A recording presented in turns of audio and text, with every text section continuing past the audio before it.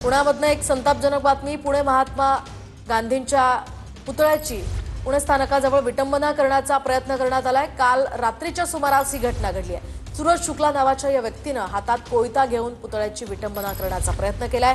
आरोपी सूरज शुक्ला सध्या पुणे पोलिसांच्या ताब्यात आहे। त्याची चौकशी सध्या सुरू केली आहे। अधिकची माहिती जाणून घेऊयात आमचे प्रतिनिधी प्रदीप कापसे यांच्याकडून।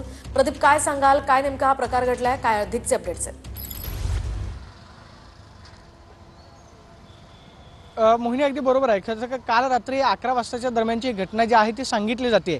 शुक्ला नावाच्या तरुणानं जे आहे ते पुणे रेल्वे स्टेशनच्या परिसरामध्ये असणारे आपण पाहतोय की महात्मा गांधींच्या पुतळ्यावरती चढण्याचा प्रयत्न केला, मात्र त्याच्या हातामध्ये कोयता होता आणि महात्मा गांधीजींच्या पुतळ्याची विटंबना करताना डोकं छाटण्याचा त्याचा प्रयत्न होता। मात्र आपण पाहतोय की पुतळा जो आहे तो कोयत्यानं त्याला काही जमलं नाही। त्यामुळे आपण पाहतोय की चबुतऱ्याची जी आहे तोडफोड जी आहे त्या तरुणानं केलेलं आपल्याला पाहायला मिळतं। आपण पाहतोय की चबुतऱ्याचा काही भाग जो आहे तो कोयत्याच्या माध्यमातून त्याच्या फरशे जे आहेत ते त्यांना काढलेले आहेत। रेल्वे स्टेशनच्या परिसरामध्ये रेल्वे पोलिसांचा बंदोबस्त जो आहे तो 24 तास कायम असतो। त्यामुळे ही दुर्घटना जी आहे ती टळली।